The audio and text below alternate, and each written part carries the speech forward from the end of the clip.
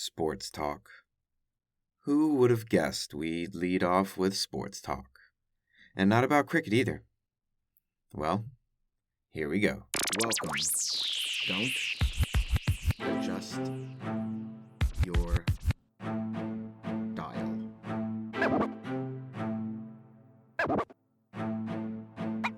Welcome everyone to the Lofi Poli Sci podcast. I'm your host Michael Pickering. That's right. Lo-fi as in low fidelity, low quality, in your face, messy as can be, global news show. And jumping into that famous question, what's going on in the world today? And to the world of sports we go. Oh yeah, baseball of all things. And no, before you even think it, I'm not talking MLB, AL, or NL into the PLs toward that WS. Oh, no. We talking Cuban baseball, peeps. And in the U23, which is a World Series-like event or a World Cup, apparently, for people under the age of 23, while in Mexico, 9 of the 24 members of the Cuban team defected, meaning asked for political asylum so they don't have to return to Cuba. Pretty sneaky, huh? Pretty sneaky. And media always make a big deal out of this when it happens, which defection from Cuba is nothing new. Not even in baseball. There is a history, a lineage of baseball players from Cuba doing this when they're playing in tournaments in different countries. But the U.S. always paints it as a big deal. But I wonder, how many people leave the U.S. each year because they can't stand the politics of the country? I mean, when they ask for foreign residency in a different country, are they not also seeking political asylum from the tyranny of ridiculousness in D.C. politics? It's all a matter of perspective, am I right? Just like our next story about how long does it really take to join the European Union? Is it a quick process, an easy process, or a long and arduous process? Well, let's ask some of the Balkan states to find out. That's right, I'd been telling you we're going to do more soon enough. Talking about those Balkan states out there that we got introduced last week in the games. But now, well, let's ask some of them to find out what's it like whenever you're actually trying to join the European Union.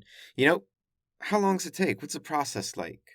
Because right now there's a big meeting about to take place between some of the heads of the EU and 6 Balkan countries. And so who are we talking about here? We're talking about Serbia, Albania, Montenegro, and North Macedonia, which all have candidate status into the EU, right? So formal applications processed and candidate status. And then you got Bosnia-Herzegovina, which has potential candidate status. And then while our 6th country, Kosovo, well, not even all the EU recognize it as an independent country, so they're a bit of a special case. But that's the 6 that we're looking at. And if you ask them, getting into the EU, well, it's pretty hard as hell. Let's just use one of them for an example. The Republic of North Macedonia, formerly called Macedonia.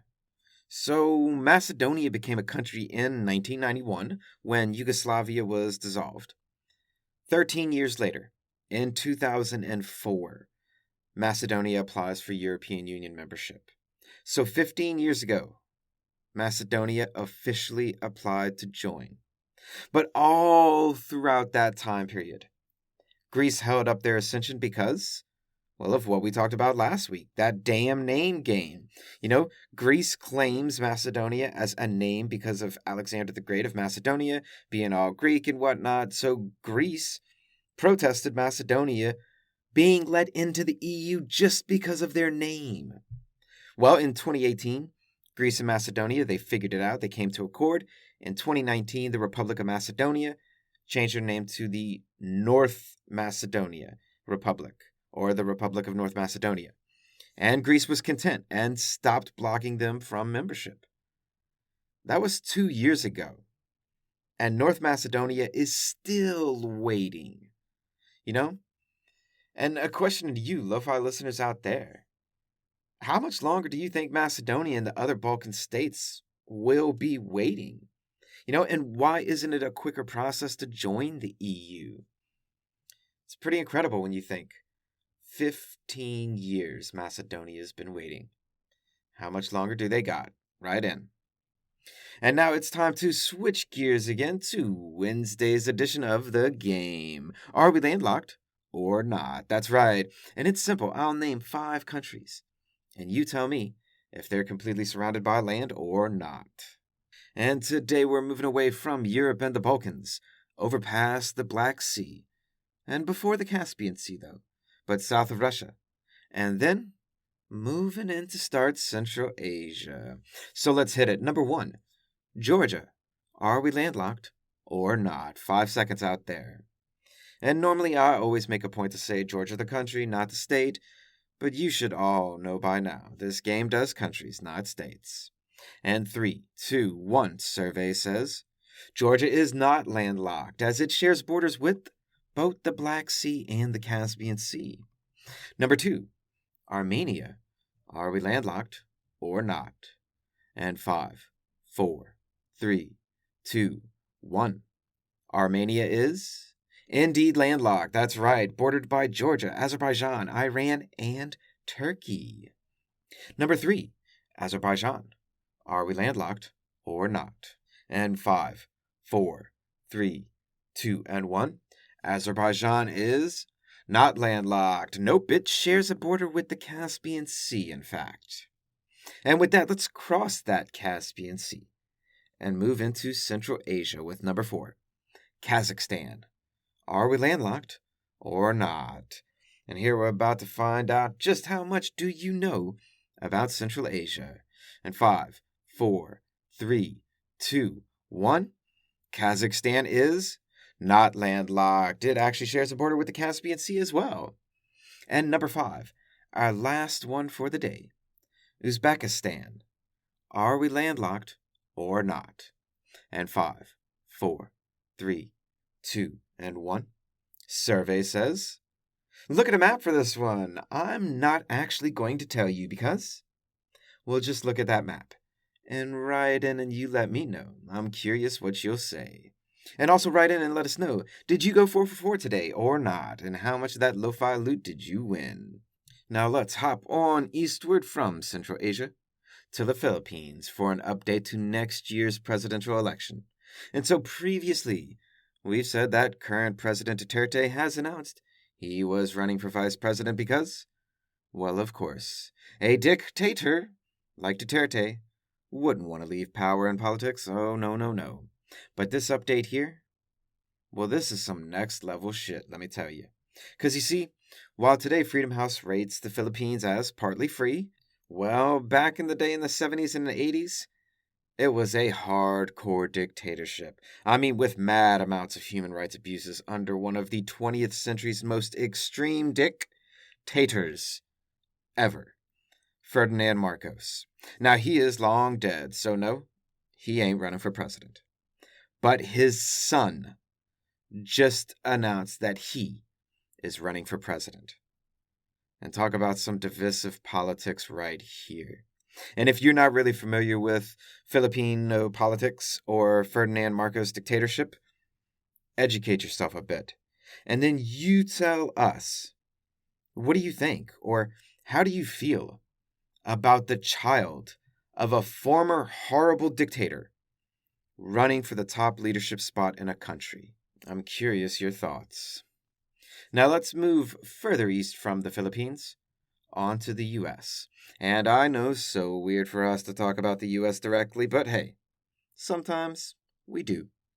So the Department of State of the United States government released the information that in the calendar year of 2020, the U.S. currently has 3,750 nuclear weapons.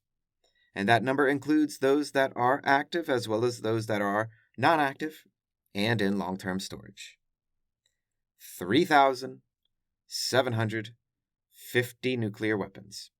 Divided by 200, that's almost 20 nuclear weapons per country on the planet. I mean, if you want to be technical and use the number of member states of the United Nations, minus the U.S. itself, that's 192 countries, divided into 3,750, which equals 19.5 nuclear weapons per member state of the United Nations. And it's just the US, one country, that has all of those nukes. Now, you do with that information as you wish. You think about that information as you wish. Personally, I find that information more than intriguing. I find it illuminating. But in which way? Well, that's for me. And you do you. And a last piece of news to send you on your way for the day. Moving on to Russia, and not talking about nuclear weapons, but rather talking about Russia leading the space race yet again. Oh, yeah. But this time, they sent a film crew to film the first movie in space. And what can I say except for way cool. Can't wait to see the film, and I hope it's good.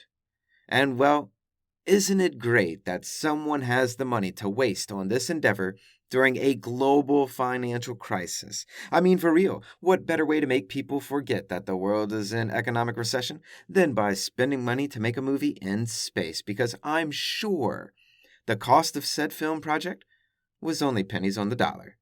And part of the plot, because I know you're wondering, what is this movie even going to be about? Well, I didn't look too much into it because, well, you can figure it out. But it's called Challenge.